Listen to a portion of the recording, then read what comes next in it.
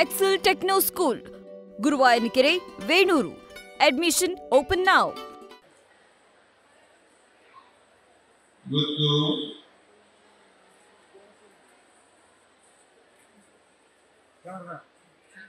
ಅತ್ಯಂತ ಸಂತೋಷದಿಂದ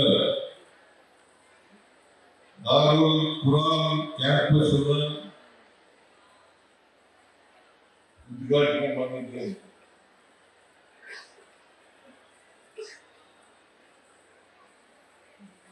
ಈ ಕ್ಯಾಂಪಸ್ ಇನ್ನೂ ಎತ್ತರಕ್ಕೆ ಬೆಳೆಯಲಿ, ಇನ್ನೂ ಹೆಚ್ಚು ವಿದ್ಯಾರ್ಥಿಗಳಿಗೆ ವಿದ್ಯೆ ಲಭ್ಯ ಆಗಲಿ ಅಂತೇಳಿ ಈ ಸಂದರ್ಭದಲ್ಲಿ ಆಶಿಸ್ತೇನೆ.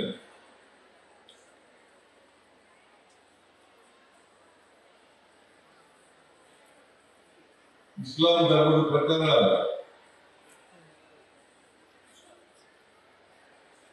ಇಕ್ರಾ ಅಂದ್ರೆ ಓದುವಂತ, ಇಕ್ರಾ ಅಂದ್ರೆ ಓದು. ಪ್ರತಿಯೊಬ್ಬರು ಕೂಡ ಈ ಸಮಾಜದಲ್ಲಿ ಯಾವುದೇ ಧರ್ಮ ಸೇರಿರಲಿ, ಯಾವುದೇ ಜಾತಿ ಸೇರಿರಲಿ, ವಿದ್ಯೆಗೆ ಕಲಿಯಲೇಬೇಕು. ನಾವು ವಿದ್ಯೆ ಕಲಿದೇ ಹೋದ್ರೆ ಮುಖ್ಯವಾಗಿ ಬರಲಿಕ್ಕೆ ಸಾಧ್ಯ. ಅದಕ್ಕೋಸ್ಕರ ವಿದ್ಯೆ ಕಲಿಯಲೇಬೇಕು. ವಿದ್ಯೆ ಕಲಿಯೋದ್ರಿಂದ ನಾವು ವಿದ್ಯಾವಂತರಾಗೋದ್ರಿಂದ ನಾವು ಸ್ವತಂತ್ರವಾಗಿ ಯೋಚನೆ ಮಾಡಲಿಕ್ಕೆ ಸಾಧ್ಯ ಆಗ್ತದೆ, ಸ್ವಾಭಿಮಾನಿಯಾಗಿ ಬದುಕಲಿಕ್ಕೆ ಸಾಧ್ಯ ಆಗ್ತದೆ. ಅದಕ್ಕೋಸ್ಕರ ವಿದ್ಯೆ ಕಲಿಯಲೇಬೇಕು. ಅದಕ್ಕೆ ಬಾಬಾ ಸಾಹೇಬ್ ಅಂಬೇಡ್ಕರ್ ಅವರು ಏನು ಹೇಳ್ತಾರೆ ಅಂತಂದ್ರೆ, ನಮ್ಮ ಸಾಮಾಜಿಕ ಸಂಕೋಲೆಗಳಿಂದ ಮುಕ್ತರಾಗಬೇಕಂದ್ರೆ ನಾವು ವಿದ್ಯಾವಂತ ಆಗಲೇಬೇಕು. ಸಾಮಾಜಿಕ ಸಂಕೋಲೆಗಳಿಂದಲ್ಲ, ಈ ಸಂಕೋಲೆಗಳಿಂದ ಮುಕ್ತ ಆಗಬೇಕಾದ್ರೆ ಆಚಾರವಾದಿ ಪ್ರಕಾರ ನಿಮ್ಮಲ್ಲಿ ಶಿಕ್ಷಣ ಕೊಡಬೇಕು. ಅದಕ್ಕೋಸ್ಕರ ಪ್ರತಿಯೊಬ್ಬ ಮುಸಲ್ಮಾನರು ಕೂಡ ವಿದ್ಯಾವಂತರಾಗಿ ಸ್ವಾಭಿಮಾನಿಗಳಾಗ್ತಕ್ಕಂಥದ್ದು ಅತ್ಯಂತ ಅವಶ್ಯಕ. ಆಗ ಸರಿಯಾದ ರೀತಿಯಲ್ಲಿ ಯೋಚನೆ ಮಾಡಲಿಕ್ಕೆ, ಸಮಾಜಮುಖಿಯಾಗಿ ಯೋಚನೆ ಮಾಡಲಿಕ್ಕೆ, ಮತ್ತೆ ಒಬ್ಬ ತನ್ನ ವ್ಯಕ್ತಿತ್ವವನ್ನು ಬೆಳೆಸಿಕೊಳ್ಳಲಿಕ್ಕೆ ಅನುಕೂಲ ಆಗ್ತದೆ ಅಂತಕ್ಕಂಥದ್ದನ್ನ ನಾವ್ಯಾರು ಕೂಡ ಮರೆಯಬಾರದು. ಇದನ್ನ ಮಾಡದೆ ಹೋದರೆ ನಾವು ಅಸಮಾನತೆಯನ್ನು ತೊಡೆದಾಕಲಿಕ್ಕೆ ಸಾಧ್ಯ ಇಲ್ಲ. ಸಮಾಜದಲ್ಲಿ ಬಡತನ ಇದೆ, ಚಿಂತನ ಇದೆ. ಈ ಕಾರಣದಿಂದ ವಿದ್ಯೆ ಕಲಿತೇ ಇರೋದ್ರಿಂದ, ಯಾಕಂದ್ರೆ ವಿದ್ಯೆ ಕಲಿತಕ್ಕಂಥ ಅವಕಾಶ ಬಹಳ ಕಡಿಮೆ ಇತ್ತು. ಸಂವಿಧಾನ ಬಂದ ಮೇಲೆ ಎಲ್ಲರಿಗೂ ಸಮಾನವಾದಂಥ ಅವಕಾಶ ಇದೆ. ಅದಕ್ಕೋಸ್ಕರ ನಾನು ಜಮೀರಾಬಾದ್ ಅವರು ಹೇಳಿದ್ರು, ಎಷ್ಟೇ ದುಡ್ಡು ಖರ್ಚಾದರೂ ಕೂಡ ಶಿಕ್ಷಣಕ್ಕೆ ಹೆಚ್ಚು ಒತ್ತನ್ನು ಕೊಡಬೇಕು ಅಂತ ಈಗಾಗಲೇ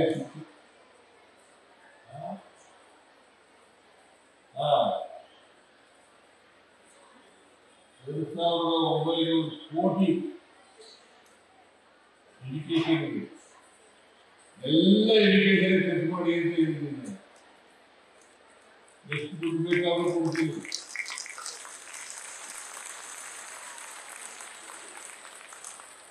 ಎಜುಕೇಶನ್ಗೆ ಕೊಡಬೇಕು. ಹೆಚ್ಚಾಗಿ ರೆಸಿಡೆನ್ಷಿಯಲ್ ಶಾಲೆಗಳಿಂದ ತೆಗೆದುಕೊಂಡು ಕೆಲಸವನ್ನು ಮಾಡಬೇಕು.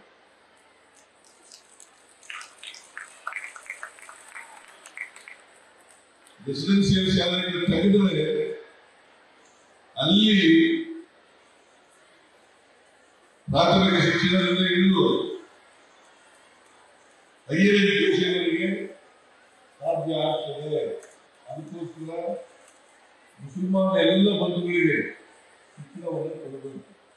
ಅದಕ್ಕೆ ನಮ್ಮ ಜಮೀರಾಬಾದ್ ಎಲ್ಲ ರೀತಿಯ ಶಿಕ್ಷಣವನ್ನು ಕೊಡ್ತಕ್ಕಂಥ ಪ್ರಯತ್ನವನ್ನ ಮಾಡ್ತಾ ಇದ್ದಾರೆ ಅಂತಕ್ಕಂಥ ಮಾತುಗಳನ್ನು ಹೇಳಲಿಕ್ಕೆ ಬಯಸ್ತಾ ಇದ್ದಾರೆ. ನಮ್ಮ ಸಂವಿಧಾನ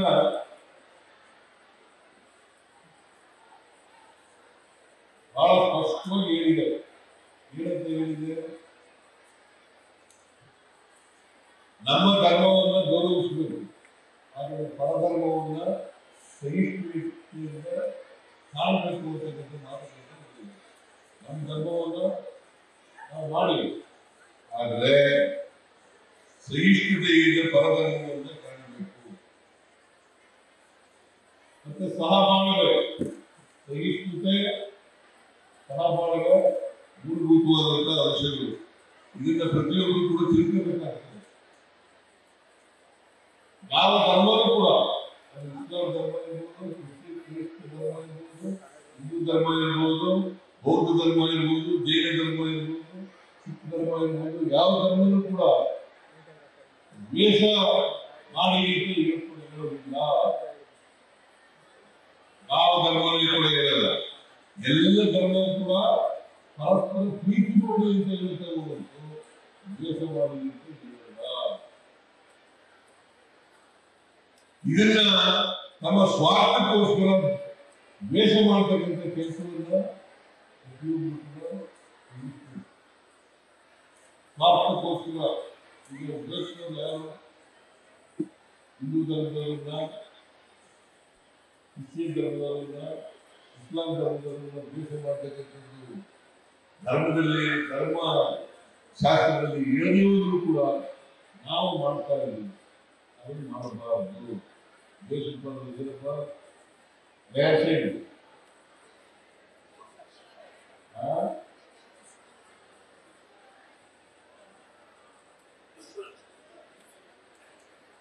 ನಾನು ಹೇಳಿ ಗೊತ್ತಾಯ್ತ ಅನುಭವ.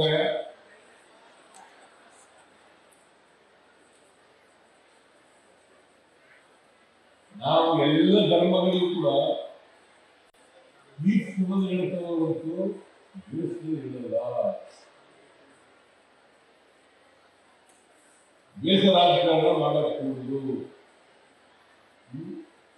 ಈ ಮಾಡ್ತೀಪ ಕೆಲವರು ಯಾರು ಮಾಡಬಾರದು. ದ್ವೇಷದಿಂದ ನಾವು ಒಳ್ಳೆ ವ್ಯಕ್ತಿಯಾಗಿ ಬೆಳೆಯಲಿಕ್ಕೆ ಸಾಧ್ಯ ಆಗಲ್ಲ. ದ್ವೇಷ ಮಾಡೋದ್ರಿಂದ ಸಮಾಜದಲ್ಲಿ ದೇಶವನ್ನ ಉಟ್ಟಾಕಲಿಕ್ಕೆ ಸಾಧ್ಯ ಆಗ್ತದೆ ಹೊರತು ಯಾರ ಮನುಷ್ಯರು ಕೂಡ ಗೆಲ್ಲಲಿಕ್ಕೆ ಸಾಧ್ಯ ಇಲ್ಲ. ದ್ವೇಷದಿಂದ ನೀತಿಯನ್ನು ಸಂಪಾದನೆ ಮಾಡಲಿಕ್ಕೆ ಸಾಧ್ಯ ಇಲ್ಲ. ನೀತಿಯನ್ನು ಸಂಪಾದನೆ ಮಾಡಲಿಕ್ಕೆ ಸಾಧ್ಯ. ಅದರಿಂದ ಯಾರು ಕೂಡ ದ್ವೇಷ ಮಾಡಬಾರದು. ಇದನ್ನೆಲ್ಲ ನಾವು ತಿಳ್ಕೋಬೇಕಾದ್ರೆ ವಿದ್ಯಾವಂತರು ಆಗಲೇ ಬೇಕು.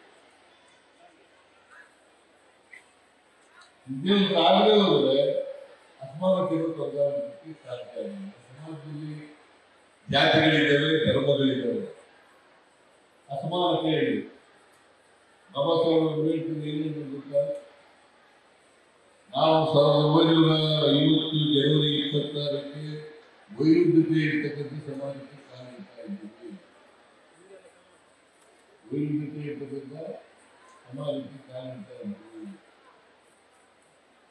ಈ ಆರ್ಥಿಕ ಅಸಮಾನತೆ, ಸಾಮಾಜಿಕ ಅಸಮಾನತೆ ಇದನ್ನ ಹೋಗಲಾಡಿಸಬೇಕಾದ್ರೆ ನಾವು ಸಮಾನ ಅವಕಾಶಗಳನ್ನು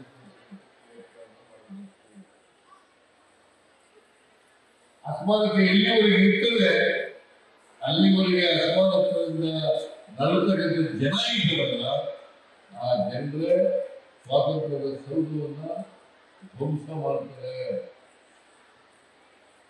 ಸ್ವಾತಂತ್ರ್ಯದ ಸೌಧವನ್ನ ಧ್ವಂಸ ಮಾಡ್ತಾರೆ ಅಂತೇಳಿ ನಾವು ತಿಳ್ಕೊಬೇಕಾಗ್ತದೆ. ಅದಕ್ಕೋಸ್ಕರ ನಾವು ಸ್ವಾತಂತ್ರ್ಯವನ್ನು ರಕ್ಷಣೆ ಮಾಡಬೇಕಾದ್ರೆ ಅಸಮಾನತೆಯನ್ನು ತಗೊಳ್ಳಿ. ಇಲ್ಲಿವರೆಗೆ ಅಸಮಾನತೆಯನ್ನು ತೆಗೆದಾಕಿಲ್ಲ, ಅಲ್ಲಿವರೆಗೆ ಮುಖ್ಯವಾಗಿ ಬರಲಿಕ್ಕೆ ಸಾಧ್ಯ. ಸಾಮಾಜಿಕ ಸಮಾನತೆ ತರಲಿಕ್ಕೆ ಸಾಧ್ಯ ಆಗಿದೆ. ಇದನ್ನ ನಾವು ಶಿಕ್ಷಣದಿಂದ ಕಲಿಯಲಿಕ್ಕೆ ಸಾಧ್ಯ ಆಗ್ತದೆ. ಶಿಕ್ಷಣದಿಂದ ಸಮಾನತೆಯನ್ನು ತರಲಿಕ್ಕೆ ಸಾಧ್ಯ ಆಗ್ತದೆ.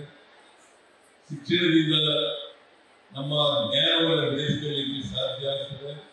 ಶಿಕ್ಷಣದಿಂದ ನಮ್ಮ ವ್ಯಕ್ತಿತ್ವವನ್ನು ಬೆಳೆಸಿಕೊಳ್ಳಲಿಕ್ಕೆ ಸಾಧ್ಯ ಆಗ್ತದೆ.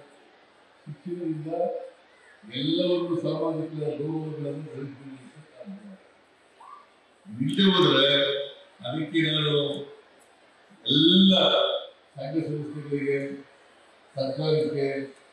ಸರ್ಕಾರದ ಸಂಸ್ಥೆಗಳಿಗೆ ನಾವು ಶಿಕ್ಷಣಕ್ಕೆ ಹೆಚ್ಚು ಮಹತ್ವವನ್ನು ಕೊಟ್ಟು ಮಾಡಬೇಕಾಗ್ತದೆ. ನಮ್ಮ ಸರ್ಕಾರ ಅದಕ್ಕೋಸ್ಕರ ಶಿಕ್ಷಣಕ್ಕೆ ಹೆಚ್ಚು ಒತ್ತಡ ಕೊಡ್ತಾಯಿರ್ತಕ್ಕಂಥದ್ದು. ಸುಮಾರು ನಮ್ಮ ಬಜೆಟ್ನಲ್ಲಿ 4,900 ಕೋಟಿ 9 ಕೋಟಿ ಈಗ ಈ 4,900 ಕೋಟಿಯಲ್ಲಿ ಹೆಚ್ಚು ಶಿಕ್ಷಣಕ್ಕೆ ಖರ್ಚು ಮಾಡ್ತಾರೆ.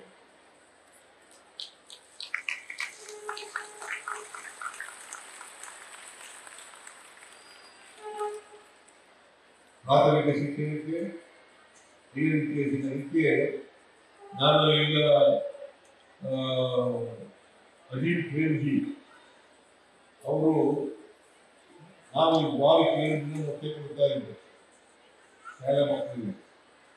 ಈಗ ಉಳಿದ 4 ತಿಂಗಳು ಅವರಿಗೆ ಕೊಡ್ತೀವಿ ಅಂತ ಮುಂದೆ ಬಂದಿದ್ದಾರೆ. ಒಟ್ಟು 6 ತಿಂಗಳು ಮೊಟ್ಟೆ ಕೊಡ್ತೀವಿ, ರಾಗಿ ಮಾಡಿ ಕೊಡ್ತೀವಿ, ಹಾಲು ಕೊಡ್ತೀವಿ, ಬಿಸಿ ಊಟ ಕೊಡ್ತೀವಿ.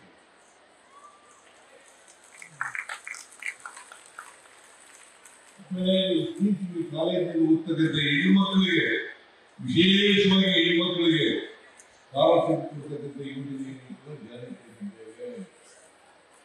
ಅಜಿತ್ ಪ್ರೇಮ್ಜಿ ಅವರು ಮುಂದೆ ಬಂದಿದ್ದಾರೆ ಸಹಾಯ ಮಾಡಲಿಕ್ಕೆ. ಅದನ್ನು ಉಪಯೋಗಿಸಿಕೊಂಡು ಎಲ್ಲ ಹೆಣ್ಮಕ್ಳಿಗೆ ಯಾವುದೇ ಧರ್ಮಕ್ಕೆ ಜಾತಿ ಅದಕ್ಕೋಸ್ಕರ ನಾವು ಅಜಿತ್ ಪ್ರೇಮ್ಜಿ ಅವರನ್ನು ಬಳಸಿಕೊಂಡು ಅಜಿತ್ ಪ್ರೇಮ್ಜಿ ಅವರಿಗೆ ಸರ್ಕಾರ ವತಿಯಿಂದ ದೊಡ್ಡ ಧನ್ಯವಾದಗಳನ್ನು ಹೇಳಲಿಕ್ಕೆ ಬಯಸ್ತಾ ಇದ್ದೇನೆ.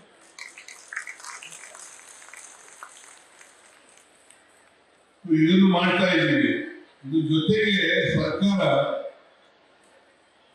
ನಮ್ಮ ಸರ್ಕಾರ ಯಾವುದೇ ಧರ್ಮಕ್ಕೆ ಸೇರಿರಲಿ, ಯಾವುದೇ ಜಾತಿಗೆ ಸೇರಿರಲಿ,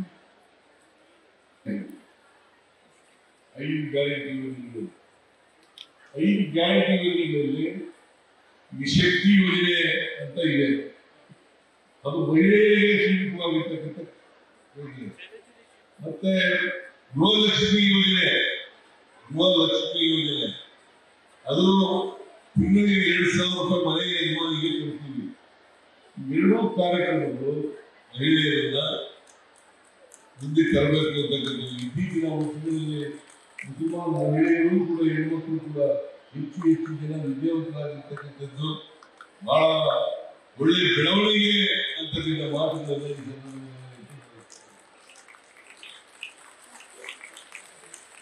ಯಾಕಂದ್ರೆ ಒಂದು ಕಾಲದಲ್ಲಿ ಇತ್ತು ಹುಡುಗರಿಗೆ ವಿದ್ಯೆ ಕಲಿತಕ್ಕಂಥ ಅವಕಾಶ ಇರಲಿಲ್ಲ, ಹಾಗೆಯೇ ಹೆಣ್ಮಕ್ಳಿಗೂ ವಿದ್ಯೆ ಕಲಿತಕ್ಕಂಥ ಅವಕಾಶ ಇರಲಿಲ್ಲ. ಇಂಥ ಕೆಲಸ ಹೆಣ್ಮಕ್ಳು ವಿದ್ಯೆ ಕಲಿತಕ್ಕಂಥ ಅವಕಾಶ ಇರಲಿಲ್ಲ, ಮೇಲ್ಜಾತಿ ಹೆಣ್ಮಕ್ಳಿಗೂ ಕಲಿತಕ್ಕಂಥ ಅವಕಾಶ ಇರಲಿಲ್ಲ. ಇದು ಶೂದ್ರವಾಗಿದೆ ಹೆಣ್ಮಕ್ಳು ವಿದ್ಯೆ ಕಲಿಯುವುದರಿಂದ ಬಂತು. ಆದ್ರಿಂದ ಈಗ ಎಲ್ಲರಿಗೂ ಸಮಾನ ಅವಕಾಶಗಳು ಕೊಟ್ಟಿದ್ದೇವೆ. ಅದು ಹೆಣ್ಮಕ್ಳಿಗೆ, ಪುರುಷರಿಗೆ ಅಥವಾ ಯಾವುದೇ ಜಾತಿ ಸೇರಿ, ಯಾವುದೇ ಧರ್ಮ ಸೇರಿ ನಾವೆಲ್ಲರೂ ಕೂಡ 5 ಗ್ಯಾರಂಟಿ ಯೋಜನೆಗಳನ್ನು ಮಾಡಿರ್ತಕ್ಕಂಥದ್ದು. ಅನ್ನಭಾಗ್ಯ ಯಾರಾದರೂ ಮಾಡಿದವರು ನೀವೆಲ್ಲ ಈಗಲ್ಲ. ಮನಮೋಹನ್ ಸಿಂಗ್ ಅವರು ಫುಡ್ ಸೆಕ್ಯೂರಿಟಿ ಆಕ್ಟ್ ಅನ್ನೋರು ಯಾರು?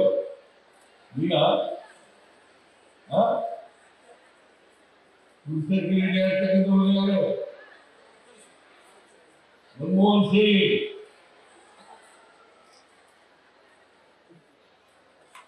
ಅನ್ನಭಾಗ್ಯ ಸ್ಕೀಮ್ 5 ಕೆಜಿ ಪುಕ್ಕಟೆ ಕೊಟ್ಟವರು ಯಾರು? ಸಿದ್ದರಾಮಯ್ಯ.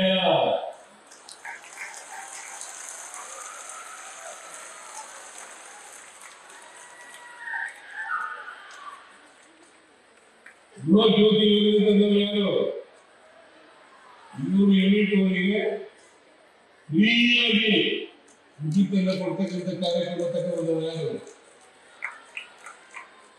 ನೀವೇ ಸರಿ. ನಾವು ತಗೊಂಡಿದ್ದೆಲ್ಲ ಘೋಷಣೆ ಮಾಡಿದಾಗ ಸರ್ಕಾರ ದಿವಾಳಿ ಆಗುತ್ತದೆ ಅಂತೇಳಿ ಭಾಷಣ ಮಾಡೋದು. ಈಗ ಕಾಫಿ ಹೊಡೆ ಶುರು ಮಾಡಿದ್ದಾಗೆಲ್ಲ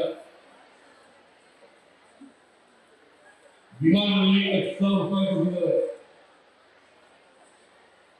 ಬಿಹಾರ್ನಲ್ಲಿ 10,000 ಕೊಟ್ಟಿರೋರು ಯಾರು? ಜೋರಾಗಿರ್ತದೆ ಅಂತ ಹೇಳೋರು ಇದೇ ನೀವೇ.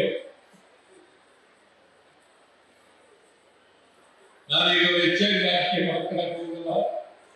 ಬಟ್ 5 ಗ್ಯಾರಂಟಿ ಯೋಜನೆಗಳನ್ನು ಯಾಕೆ ಜಾರಿ ತಗೊಂಡಿದ್ದೀವಿ ಅಂತಂದ್ರೆ ಸಮಾನತೆ ಬರಬೇಕು ಅಂತ ಕಾರಣ, ಅಸಮಾನತೆ ಹೋಗ್ಬೇಕು ಅಂತ ಕಾರಣ.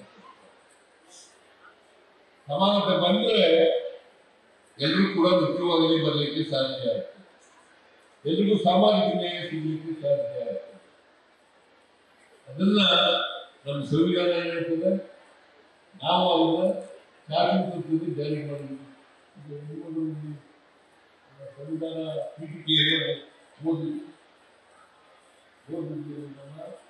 ಸಂವಿಧಾನದ ಪೀಠಿಕೆ ಯಾರಿಗೆ ಸಂವಿಧಾನದ ಪೀಠಿಕೆ ಗೊತ್ತಿದೆ ಅವರು ಸಮಾಜಮುಖಿಯಾಗಿ ಕೆಲಸ ಮಾಡಲಿಕ್ಕೆ ಯಾರು ಸಂವಿಧಾನದ ಪೀಠಿಕೆಯನ್ನು ವಿರೋಧ ಮಾಡ್ತಾರೆ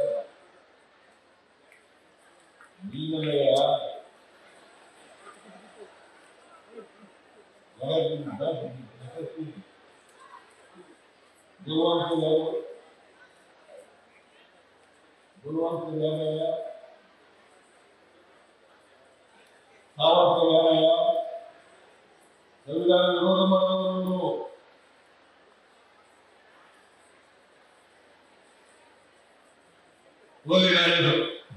ಅದ್ರ ಬಗ್ಗೆ ಮಾತಾಡಕ್ಕೆ ಹೋಗಿಲ್ಲ. ಎಲ್ಲರೂ ವಿದ್ಯಾವಂತರಾಗಿ ಅಷ್ಟೇ ವಿದ್ಯೆ ಕಲಿಯಿರಿ. ನಿಮ್ಮ ಮಕ್ಕಳು ಯಾವುದೇ ಕಾರಣಕ್ಕೆ ಅವಿದ್ಯಾವಂತರಾಗಿ ಮಾಡ್ತಕ್ಕಂಥ ಕೆಲಸ ಮಾಡಬೇಕು. ಎಷ್ಟೇ ಕಷ್ಟ ಆಗಲಿ, ಕೂಲಿ ಮಾಡೋರು, ಕಷ್ಟಪಟ್ಟು ಕೆಲಸ ಮಾಡೋರು, ಗುಜರಿನಲ್ಲಿ ಕೆಲಸ ಮಾಡೋರು, ಅವರೆಲ್ಲರೂ ಕೂಡ ನಮ್ಮ ಮಕ್ಕಳನ್ನ ವಿದ್ಯಾವಂತರನ್ನಾಗಿ ಮಾಡ್ತಕ್ಕಂಥ ಕೆಲಸವನ್ನು ಮಾಡಬೇಕು.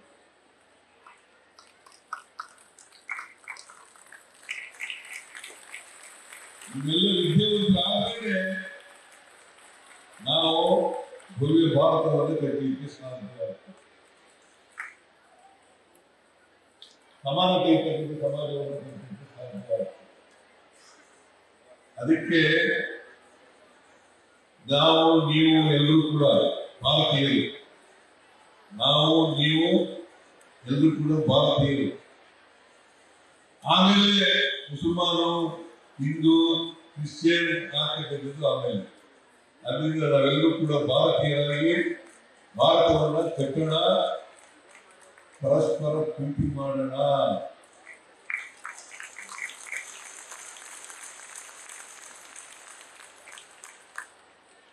ಅದು ಮಾಡಿದ್ರೆ ಒಳ್ಳೆ ಸಮಾಜವನ್ನು ನಿರ್ಮಾಣ ಮಾಡಲಿಕ್ಕೆ ಸಾಧ್ಯ.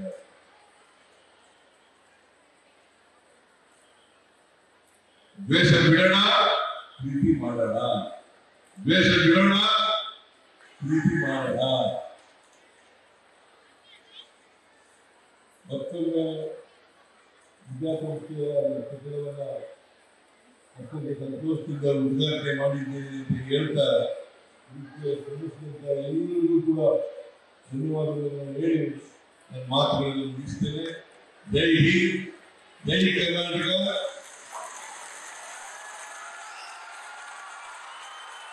ಜೈ ಶ್ರೀರಾಮ್. ನ್ಯೂಸ್ ಫಸ್ಟ್, ನಿರ್ಭೀತಿಯಿಂದ ನಿಮ್ಮ ಪರವಾಗಿ.